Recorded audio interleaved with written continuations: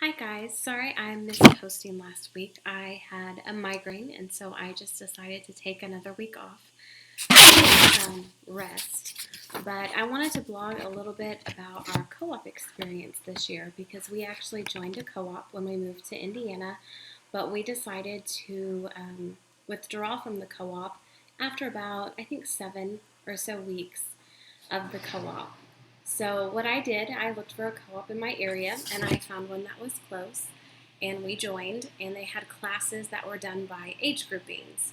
So they had classes for 3 and 4 year olds, 5 and 6 year olds, 7 and 8 year olds, 9 and 10, and then 13 and up. So I had my oldest Curly was in the 9 to 10 year old class, and then Tiger was in the 7 to 8 year old class. B was in the 5 to 6 year old class, and then I put my two youngest girls in the 3 and 4 year old class, which was kind of their preschool class. So they were in there together. And the co-op was every Monday morning from 9 to noon. And so there were 3 hours of classes, and each hour was supposed to be a little bit different, even though the same teacher would stay with the kids for all 3 hours. So we were each assigned to an age group that we were supposed to either teach in or help in, and then we would stay with that age group for all 3 hours. And so I was initially in the 7 and 8 year old group, and then I was moved to the 9 to 10 year old group, and then I was moved to the 11 to 12 year old group, which is where I actually started when the co-op began. All the moving happened before the actual first day of co-op. And then after about 4 weeks helping in the 11 to 12 year old class for all 3 hours, I was moved down to the 5 to 6 year old class because the mom, who was the assistant teacher, decided to withdraw from co-op, and so they needed an extra teacher. So I moved into that class, which was where my daughter B was, and so I taught in her class for several weeks. And having been in several classes and also being the snack coordinator of the co-op, and having to go into all the different classrooms to deliver snack and pick up snack and make sure that the teachers had what they needed, I got to see a lot of areas of the co-op. So in a short time, I was familiar with kind of how the different classes were run and just a lot of the different kids in each of the different classes. So there were about, I think, 60 to 65 kids in the co-op and several families participating. And so it wasn't a huge co-op. It was pretty small as far as some co-ops go. But I wanted to give you some of the reasons why I decided to join the co-op. I really wanted to build some friendships for my kids and for myself. And I thought joining a co-op would be a quick and easy way for us to meet other homeschool families in our community and just to get more connected in the homeschool community. I also wanted my kids to be able to work on group projects and to be able to participate in group activities. I was hoping that they would have some hands-on classes doing projects, things like art or history projects, or playing cooperative games, things that I can't do at home with just a small number of kids. So I was hoping they would get a lot more group interaction, just with some other kids that they had made friends with at co-op.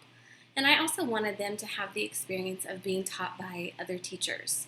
So initially, when I was helping in co-op, I was an assistant in the 11 and 12-year-old class, and I did not have any kids in that class. And so I wanted my kids to just experience other moms teaching them, other teaching styles, just answering to someone other than me, just to kind of give us all a break, something a little different for our week. But I quickly found that this co-op was not for us, and some reasons why it really didn't work for me was I didn't like the planning and preparation time for myself that I did for my 5 and 6 year old class. I was only the assistant teacher. Thankfully, I was not the main teacher, but I worked with the main teacher planning different activities, different craft activities to go along with our literature studies, thinking of hands-on math ideas for our different math stations, helping her come up with poems to memorize, putting together motions for the poems so the kids could work on memorizing some different poems during our co-op time. and I found that I was doing a lot more prep than I really wanted to be doing. Since we had to fill 2 hours of our co-op time, we had 1 hour of music that was taught by an outside teacher, and during that time I had to prep all of the snacks for all of the over 60 kids in our co-op. So that was my supposed break time, which was not at all a break, as I spent the entire hour prepping and delivering snacks to all the different classrooms. And then for hours 2 and 3, I was supposed to help teach, and we had a show and tell time, a presentation time, a poetry time, a reading time. We would do different crafts. We had math stations. We usually played cooperative games. And so just trying to put together a schedule and try to plan things and prep the different activities or cut things out ahead of time, I just found it was taking a lot of time and effort on my part, especially just in putting together all of my thoughts and ideas to plan for it. I found that I was spending a lot of time on Pinterest planning for the different activities, and I was having a hard time also being able to plan for our own homeschool. And I just felt a little bit torn between planning for co-op and planning for our own homeschool and trying to prep for both things. And it just felt like a little bit of a burden after several weeks. And I wasn't really enjoying all the planning time that I needed to put in. I also found that this co-op was less organized than what I would probably have liked. Obviously, I was moved around into multiple classes before the co-op even started, so I had talked with other teachers, looked at what their syllabus was, tried to learn what they were going to be teaching so I could know how I would need to help. And the weeks leading up to co-op, I kept getting notices that I was going to be changed to a different room and they needed me in another room. And I told them that I was flexible, but I didn't really expect to be moved to so many different rooms before co-op even began. And then I started in the 11 and 12-year-old room, and I got to know the teachers and the kids in that room. And then after about 4 or 5 weeks, I was moved to the other room. So that was really disruptive, not only to the kids, but also to me having to kind of relearn a different classroom, another group of kids, and kind of learn what different classes I would be teaching in the younger class as opposed to what I've been helping with in the older class. So that was really disorganized. The snack was also a little bit crazy. It wasn't decided until late into our co-op year that we were going to have a collective snack, meaning we were all going to put in money to a fund, and then a snack committee of 4 moms was going to purchase the snack every week, bring it, prep it, and distribute it during the co-op time, which ended up being me as the leader of the snack committee, and a lot of the other moms had obligations first hour. Many of them were helping in the nursery, so they were not able to help me prep the snack. So that ended up being something that kind of fell completely on my shoulders, and that was a lot of work to try to coordinate, making sure we had enough snack and allergy-safe snack for all of our allergy kiddos, but a safe snack for all of our co-op kids. So that was a lot of work, and it was very disorganized.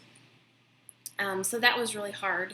And the moms are given a lot of freedom in what they teach, so that meant everyone could choose something different. And so the structure of all the classes was so different.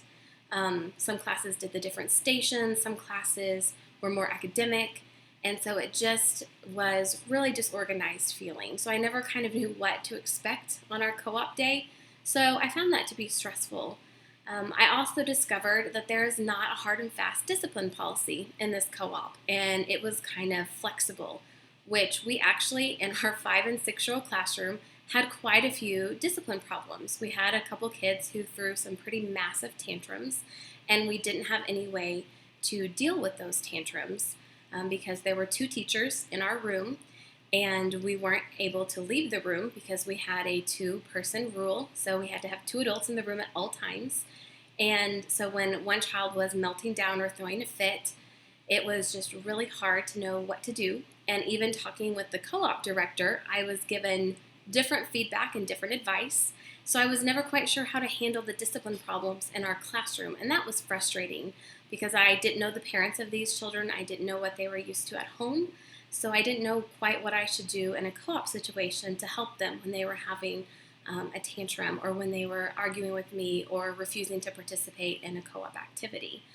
I also discovered that there were very wide levels of learning between the kids and the different age groupings.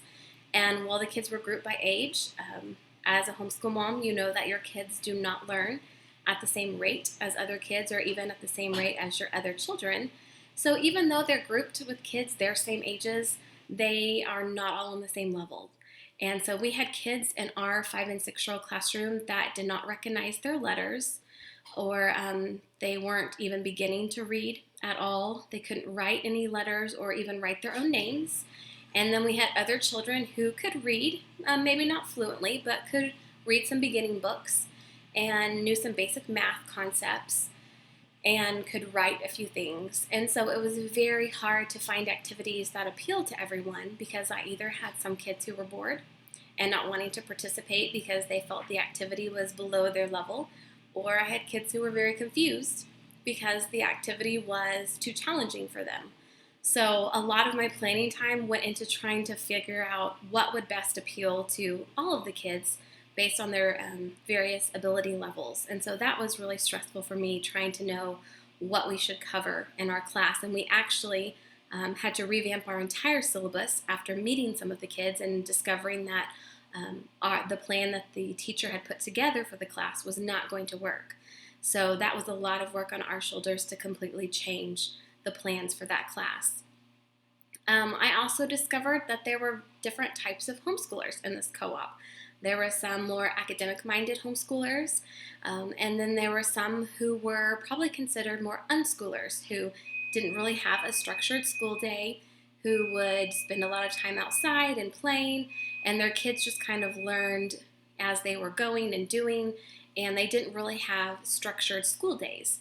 Well, when you put those kids in a co-op that is somewhat structured, they don't do as well, and they don't really enjoy the time, and they are a little bit confused why they're expected to participate at set times in certain activities when they're not used to doing that at home.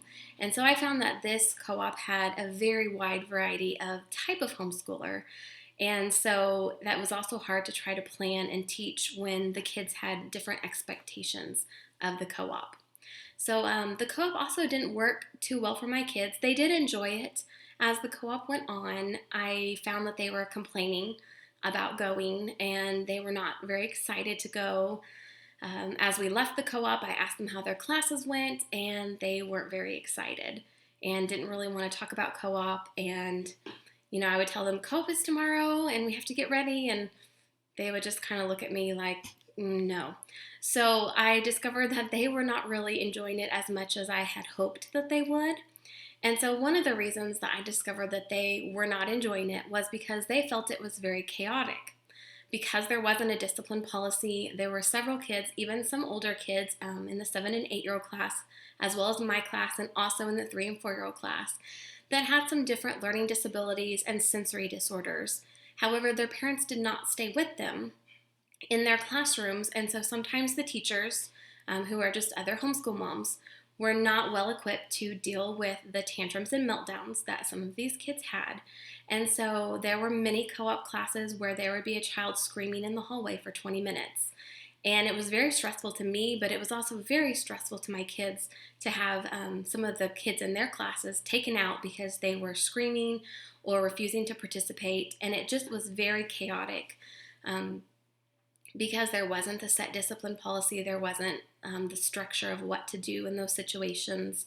Mm-hmm. And so it was very hard to know what to do, and I found that my kids were feeling like it was a little bit crazy, and I think they felt the stress as well. I also didn't find that the co-op classes were quite on the level of my kids, which is not to say that my kids are gifted and geniuses or anything like that, but we do consider ourselves fairly academic homeschoolers in our house, and so I do try to challenge them as much as I can.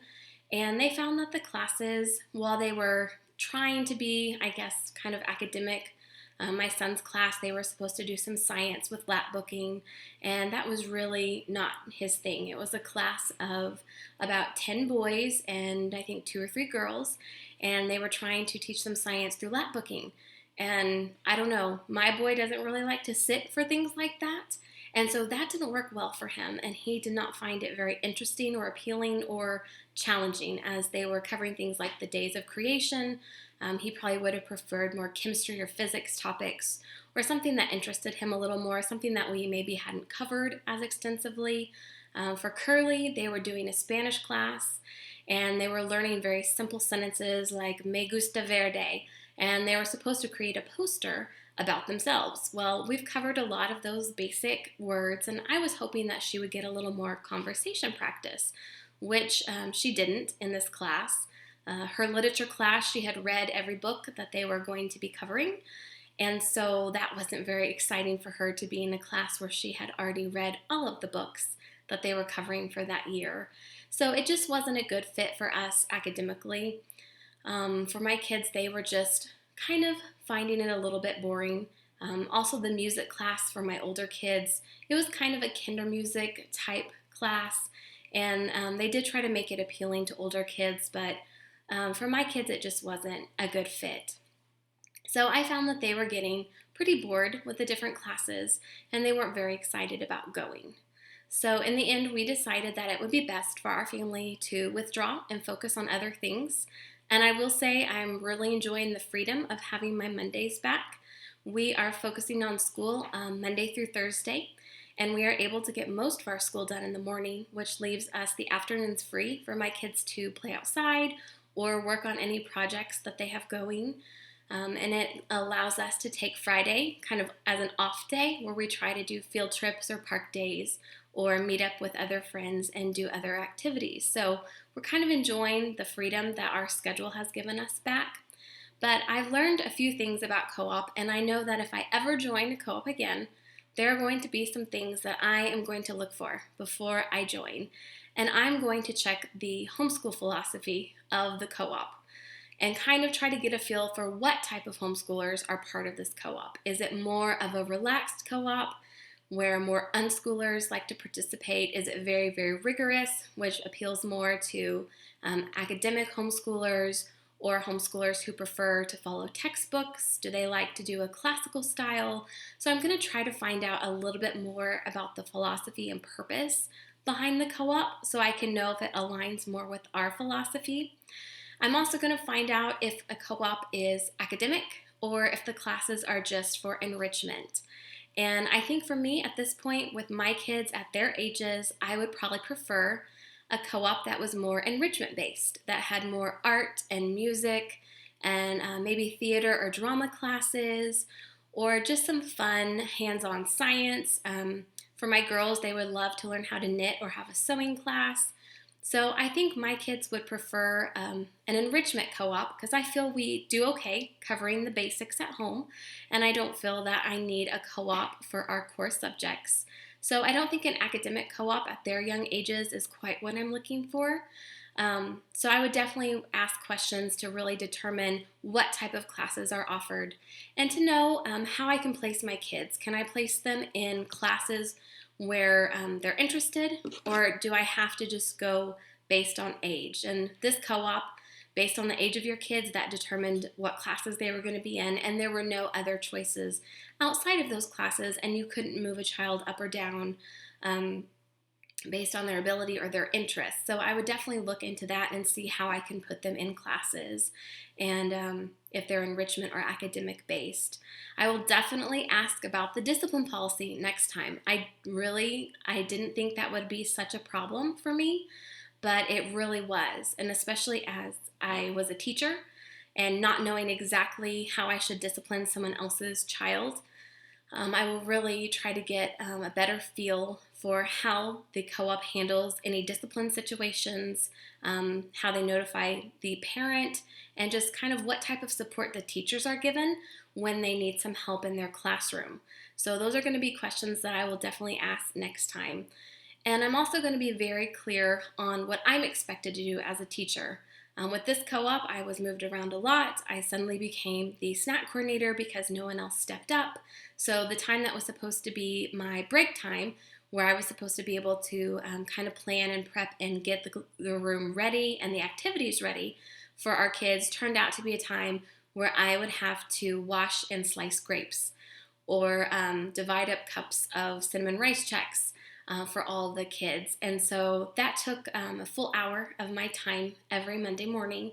And so next time I'm going to be more clear on what my expectations are and what they expect of the teachers, and what types of jobs that I will have to do, and if I will have any type of planning or break time, and try to get a feel for how much outside prep work that I will have to do, and if I will have a co-teacher or an assistant, or how many parents they put in each classroom, just to try to get a feel for how the workload is divided in the co-op, because I definitely felt like I carried quite a bit of the workload in this co-op, trying to help it stay organized. And it was a newer co-op, and so I know that they are still working out some of these kinks as they grow and try to serve the families in our area.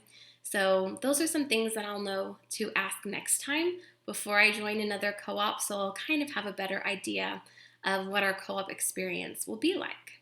So in the end, I'm still glad that we withdrew for this semester, and I don't plan to join a co-op next semester. We're just going to take this year and kind of explore our area and not really worry too much about co-op classes right now, especially when my kids are young. So we might explore it again in a few years as they get older, but for now I think we made the right decision, because this co-op was really not a good fit for our family at this time.